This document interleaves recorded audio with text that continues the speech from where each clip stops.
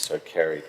So moving on to our reports, and we're going to start with our report in relation to the investment and borrowings. This is a standard quarterly report, and basically it's something that you would have had as councillors, hopefully been involved in some input from the induction. So thank you, Azora.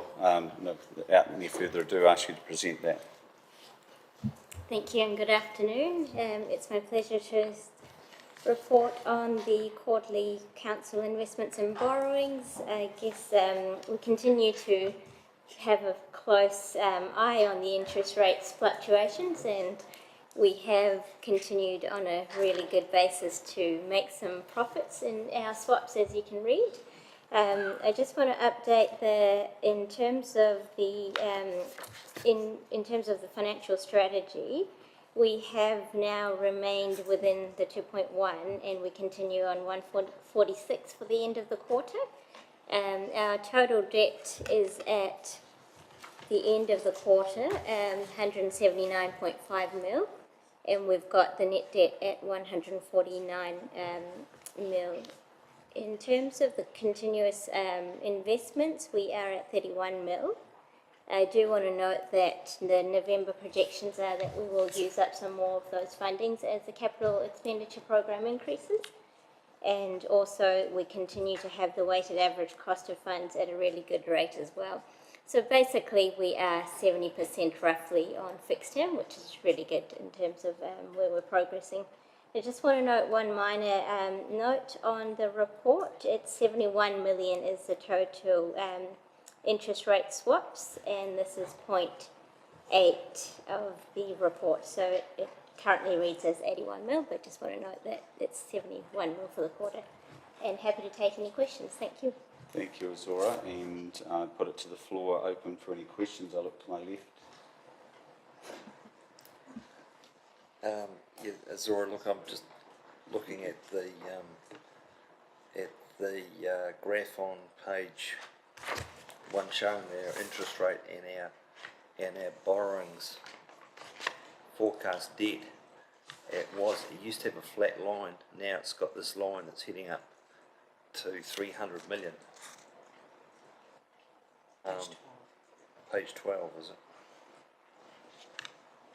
So I guess that is way past our debt level, which is 2.1 or 2.1 times, which is income, which is 100 million times 2.1, 210 million, correct? But showing shortly we are going to be going past through 200, and our present cap's 2.1, and the local government debt ratio is 2.8, so we are actually right up there, and that's based on our current income. Now, if we lose 25% of our income, this is going to look quite different, isn't it? Because we can only borrow up to 2.8 times $75 million. So we're actually way out here in regards to our debt and our forecast debt. How do you equate that? I mean, we are actually going to be living. When I first came here 3 years ago, we had around 47 million debt. Here we are now at 149 and climbing rapidly. So I guess I'm concerned about. Can you get to your question, Councillor Bird? Well, yes. What are we going to do with our debt level here? Are we going to have to go part through our cap? We'll have to. So without it's a sort of a question. I'm happy. You've got to realise, and I keep reiterating this, and we've said it 1,000 times. If we lose what you're alluding to is our Three Waters, the debt goes with it. That'll have a massive impact in relation to that.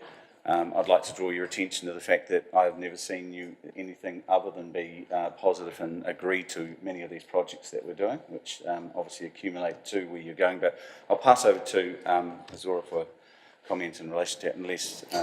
Yeah, I'll just make a couple of comments. So at the moment, you're right. So 2.1 is the agreed threshold. 2.8 is the LGFA threshold that we have a cap on. We're currently at 146%. That's consistent with the LTP. Our borrowings are growing as we deliver more and more capital programs. And so a lot of your comment is correct in terms of the growth of the debt. Our debt caps at present, in terms of current projects on the books, are not at risk. We'll talk about that within the annual plan report, which we've got coming up in a couple of papers as well. But we're currently sitting at that 146% level. And so through to you, Chair, just on the next report that we will talk about, just to highlight that there is a forecasting process in place as well. And that will also cover off the current debt and requirements for the future. Thank you. I believe Kai Whakahari would like to add to that. Oh, thank you, and through you, Mr. Chair. If you look at our long-term plan, we borrow our cap of 2.1 times our revenue. So, and without going into the detail, at year 10 we have operating revenue of circa 140 or 145 million dollars. 2.1 of that takes you to 300 million of gross debt. We subtract from that our net debt, which normally sits at about 30 to 40 million dollars, depending on where we are and our cash flow, Katahi claims, rates, and so on. So if you look at that, I think, and as we set out in our long-term plan, we would go right to our 2.1 cap. But I think that plan there shows you that we remain inside it as we projected in the long-term plan, but only just, and that was always forecast. So I'm not sure, but I don't think that forecasts any breach of the cap, but as set out in the long-term plan, it does indicate that we will go right up to that limit, self-imposed, of 2.1. Did you mention 141 million income? Through you, Mr. Chair, I'd have to look, but in the long-term plan, year 10, our total operating revenue, I think, is in the order of 140 to 145 million, but I need to check the number. So based on the current numbers, our rates will be going from 60 million up to 100 million.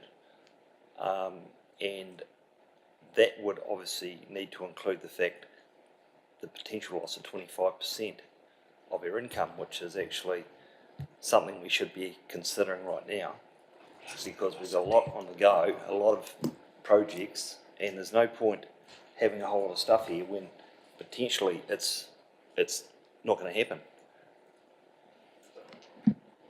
So in the long-term plan, one of the assumptions made was that the business would carry on as it was. So although the Three Waters assets and the accompanying revenue has been well and truly heralded that the current government's policy is to see that separated from councils, the assumption in the long-term plan was that in actual fact it would stay. When you come to do the next long-term plan, if the current policy remains and councils through LGNZ, through Taituara, which is the Society of Local Governments sort of policy body, are going to have to exercise their mind quite considerably because they will be priorities and decisions that have to be made regarding what happens if you lose your water assets and you lose the accompanying revenue, which at the moment is in the order of about $25 million. So, they are real, and that will have an effect of 25 times 2.1 on current dollars, which is, sort of a bit over $50 million worth of debt serviceability. Right, moving along. Thank you very much for that. Mia Bowen.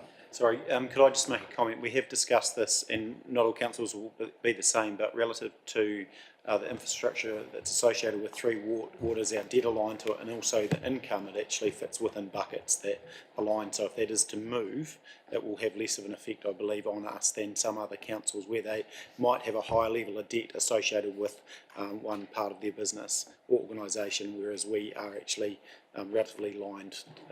So I understand the risk, but it's not there, and we have discussed this sometimes. And I am happy to move it.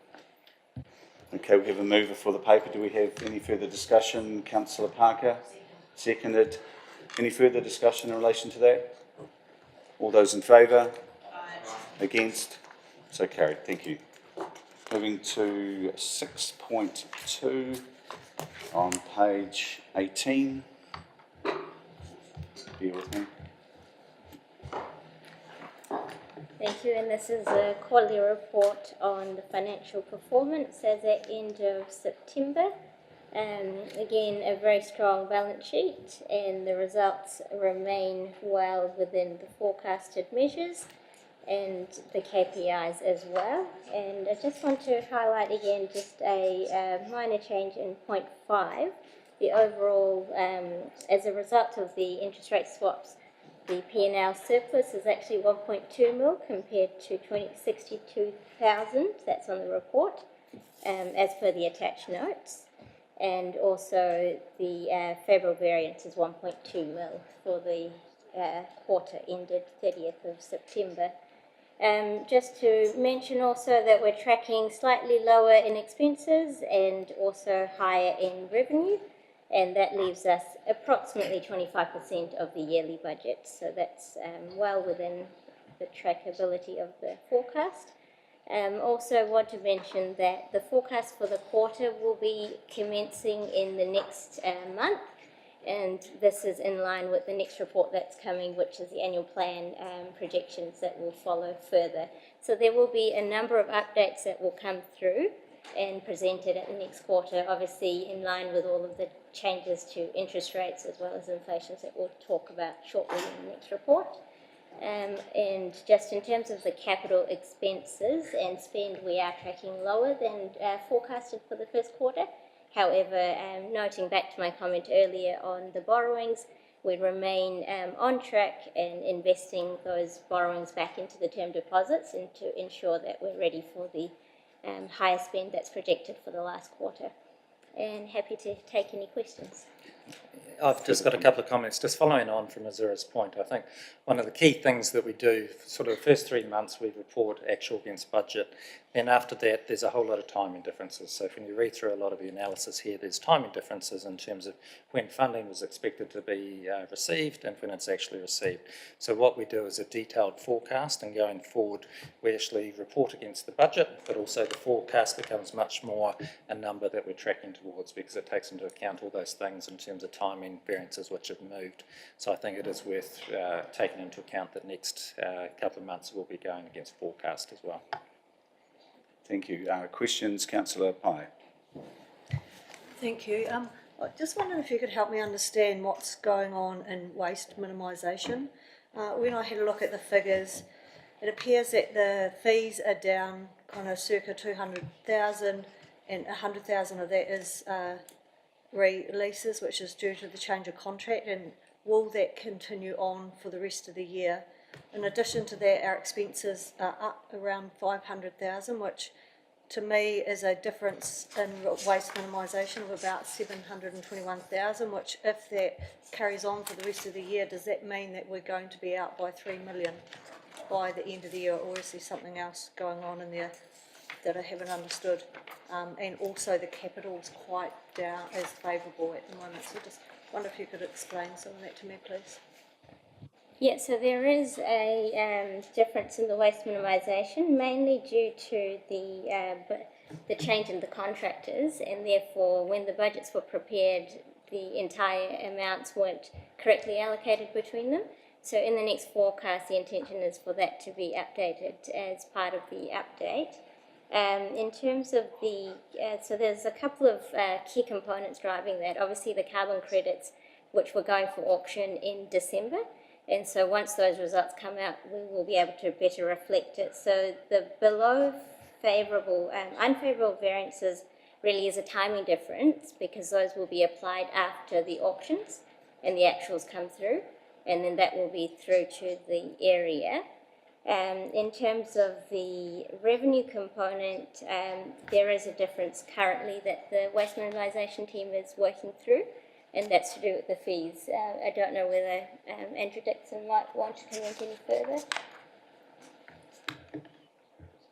in terms of the waste fees that are being looked at.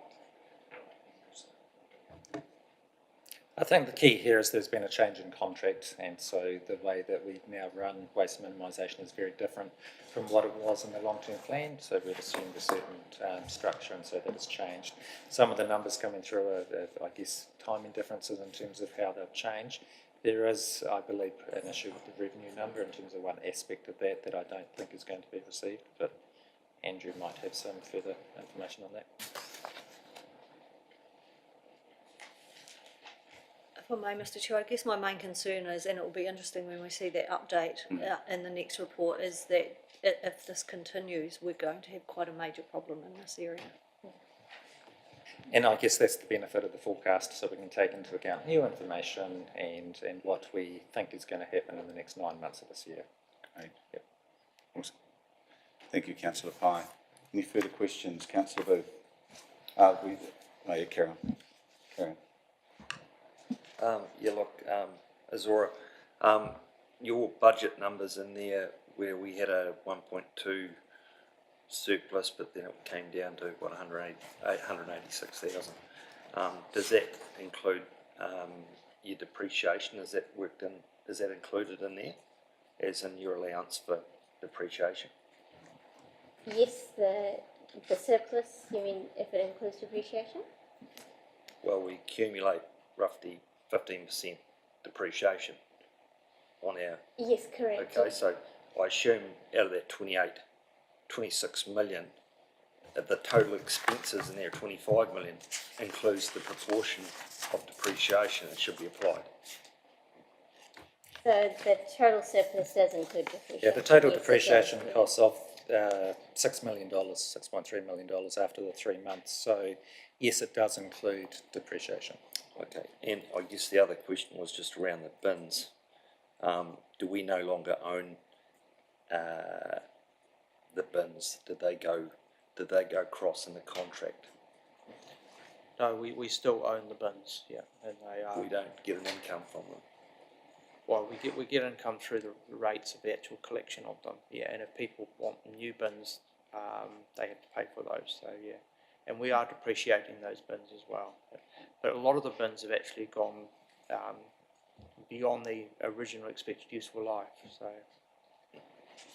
there've been a lot of them have been written off, so to speak, in regard to depreciation. Right, okay, thank you. Any further questions? Someone would like to move that we receive and note that paper. Thank you, Councillor Parker, seconded. Mayor Bowen. All those in favour? Aye. Against? So carried. Moving on to the preparation of the annual plan on page 33. Obviously there's a number of financial challenges that is in significant variations on year 3. So with no decisions to be made here today, but it's just about making you alive to these challenges. And so with that, I'll call Zora or Mark to present that to us, please. Thank you, Mr. Chair. Thank you, Mr. Chair.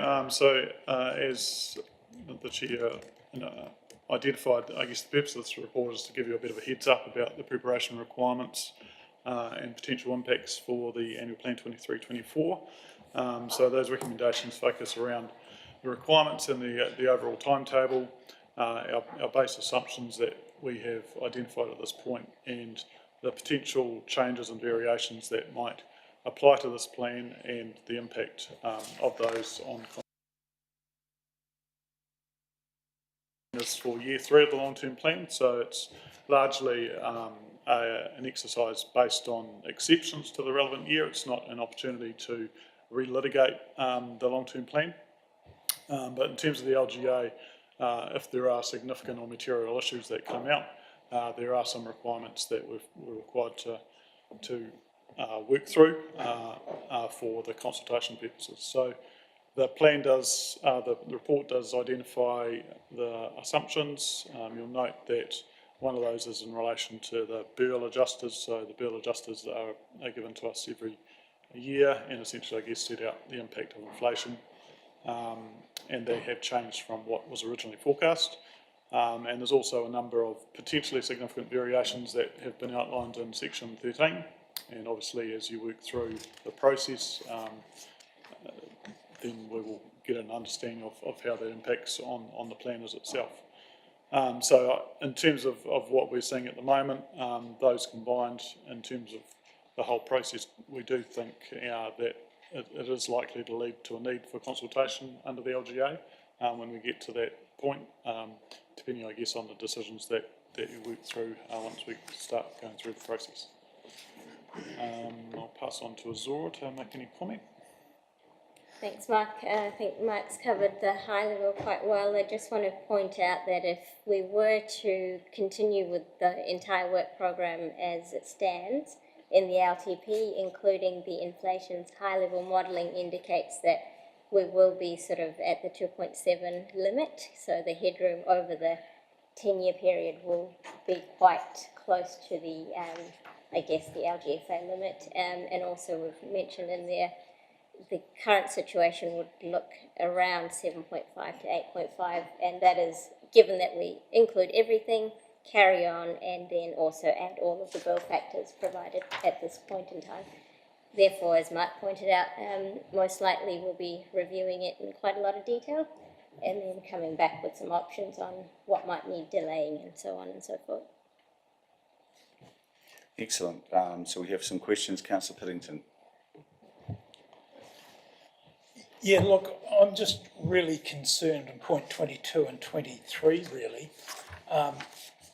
The talk of a rates rise 7.5 to 8.5. If we did that, it would be 3.6% over our agreed 4.9%, which would be a massive increase. And I wouldn't think we'd want to go anywhere near 2.77 when legislatively we're 2.8%. So what that means is some of those things on our list of projects will likely to have to come off, or we've got to increase our rates greatly.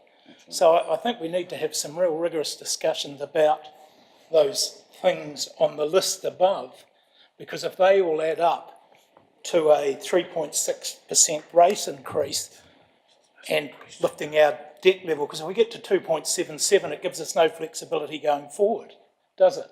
So, you know, your likes of the gallery, the library going forward will just be gone because we can't, am I right, go above 2.8? Absolutely. Yes, that's dead right. And look, I don't want to use the word unprecedented, but we're in difficult times. And so what we've tried to do with this report is normally we would bring a report talking about this is the approach to the annual plan, these are the timelines, but we chose to put some more information in there, which is these are the challenges that we're actually facing as a council. They are significant, and Councillor Piddington, you're dead right, and we put that paragraph in there to show if we do everything that we have already in the third year, that is what it looks like. And so the challenge, I guess, as council and councillors is, yeah, how do we approach that and what do we do? So those are the things that we're keen to have a discussion around. Yeah, in short, we have to cut our cloth when the time comes, and you're correct, we have some significant challenges and discussions to have with this council in relation to that. So, Councillor Pye. Thank you, Mr. Chair.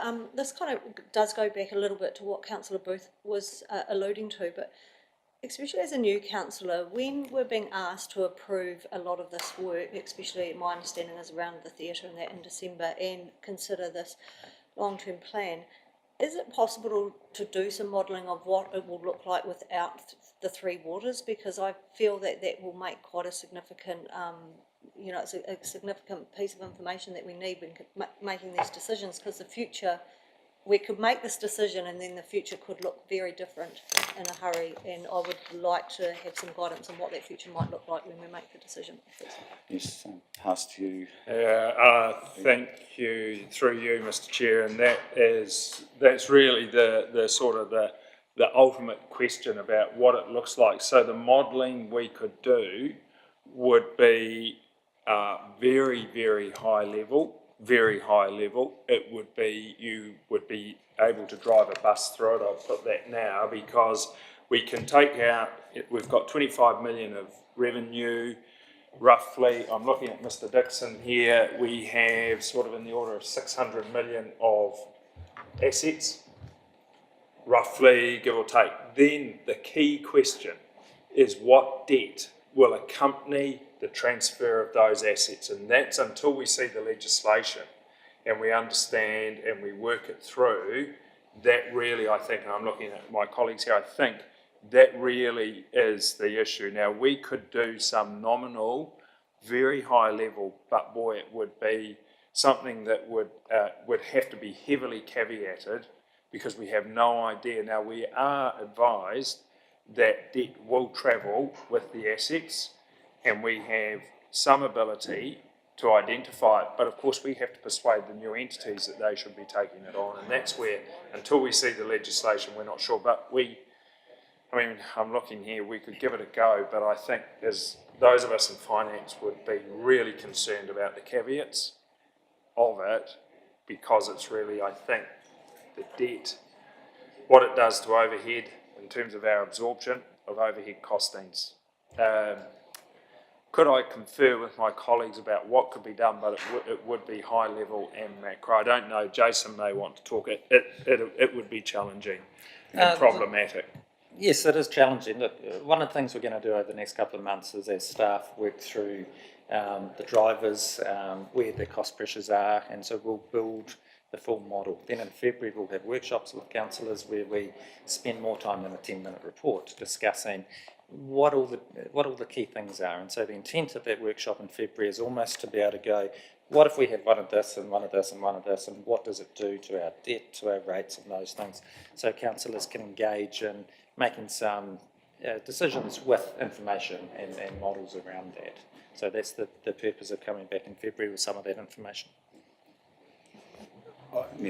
Yeah, sorry. Look, I think the concern, and it's one that rightly justified, I think, is that new councils are making a decision on the theatre museum specifically, which is significant money, and normally we would make these decisions aligned with financial strategy, which is long-term plan time, and I understand the concerns, and they are just, and it's how we give enough information to those individuals, and Councillor Piddington's highlighted, and he's done so on a number of times, rightly so as well, the consideration for other projects, and that's the key thing. And I think we probably just need enough information at that time we were making a decision around theatre, that we know what future decisions we may or might not have to make around some of those capital projects, and that's across all of the business, both vertical and horizontal, in regard to infrastructure, because some of the things have been highlighted here, but there's other elements that aren't highlighted, such as water metering, and what are some of the things that we can push back, what are all those implications on rates, etc. So it is quite complex, but I understand, and I think the questions are right to be asked. Councillor Piddington. Yeah, just on that too, when you see those numbers and those significant increases in either rates or lending, and I've been challenged a couple of times, how the theatre and the Heritage Project can only add $17 a year. I need some rigour around the answers to that, because at $17 a ratepayer, that brings an income of about 400k. So how can you borrow?